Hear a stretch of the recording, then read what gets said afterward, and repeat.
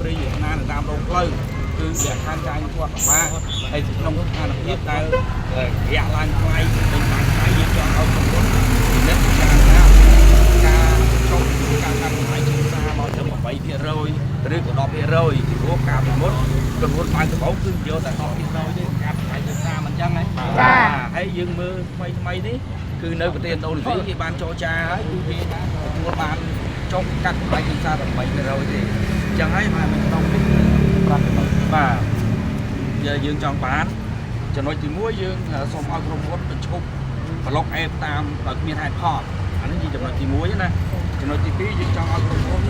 កាត់បន្ថយកម្រៃជាងសា8%ទេខាងណាយើង8%ព្រោះនៅប្រទេសជិតខាងគេចុះហើយដោយសារថ្លៃយៈនៃឡើងខ្ពស់បាទហើយឲ្យក្រុមហ៊ុនបង្ហាញពីតម្លាភាពនៃថ្លៃជាងសាការកាត់ជើងកាត់អីទាំងអស់ហ្នឹងហើយបន្ថែមទៀតគឺឲ្យក្រុមហ៊ុនពិនិត្យផ្ដល់តម្លៃមានន័យថាផ្ដល់តម្លៃឲ្យស្មើគ្នារវាងអ្នកបើកបរនិងអតិថិជន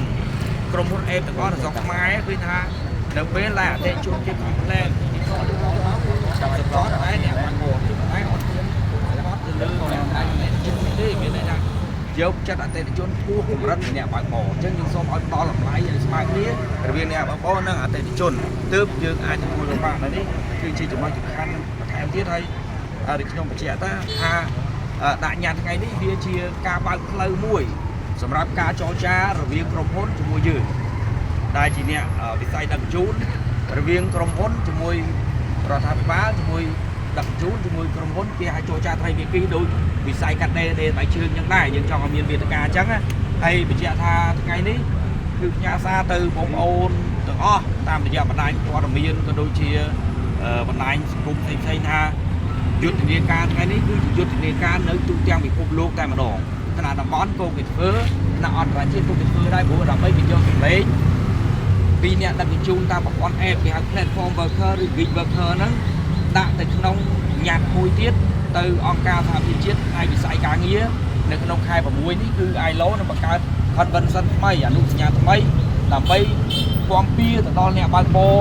ផ្នែកប្រព័ន្ធ app នៅទូទាំងពិភពលោកអញ្ចឹងថ្ងៃនេះវាជាសារមួយបន្លឺថាការសាមគ្គីភាពរបស់វិស័យដឹកជញ្ជូននៅប្រទេសកម្ពុជាចាប់ផ្ដើមសាមគ្គីភាពឡើងវិញជាមួយវិស័យដឹកជញ្ជូននៅតាមតំបន់ជាមួយវិស័យដឹកជញ្ជូនថ្នាក់អន្តរជាតិដើម្បីធានាលក្ខខណ្ឌការងាររបស់យើងក្នុងនាមជាមនុស្សដែលយើងផ្ញើព្រីវាសនាតាមដងផ្លូវគឺមានតម្លៃស្មើៗនេះអញ្ចឹងខ្ញុំមានតែប៉ុណ្្នឹងទេអរគុណចំពោះបងប្អូនដែលបានចូលរួមលើកទឹកចិត្តហើយសូមឲ្យយើងបន្តវីរភាពរបស់គ្នាតទៀតណាអរគុណច្រើនអរគុណបងយើងអរគុណអ្នកដែលចូលរួមក្នុងញ៉ាំនេះមួយប្រហែលអ្នកទេយើងផែនការយើងយើងយក25000នាក់ប៉ុន្តែដោយសារស្ថានភាពសង្គមយើងដឹងហើយការផ្ដិតមេដៃមិនមែនជារឿងងាយស្រួលទេអ្នកខ្លះក៏ខ្លាចតែយើងយកមេដៃទៅចេះទៅចុះឲ្យសម័យឥឡូវវាសម្បូរអាស្កេមអនឡាញខ្លាចថាយើងយកមេដៃទៅស្កេមអីអញ្ចឹងអ្នកខ្លះក៏អត់ហ៊ានផ្ដិតអញ្ចឹងឥឡូវនេះយើងផ្ដិតបានត្រឹម71000នាក់តែប៉ុណ្ណោះបាទអញ្ចឹងយើងនឹងមានកិច្ចការបន្ថែមទៀតពួកយើងជួយបញ្ជាក់តួលេខច្បាស់ហើយបានទេបើហៅប្រហែល711នាក់711នាក់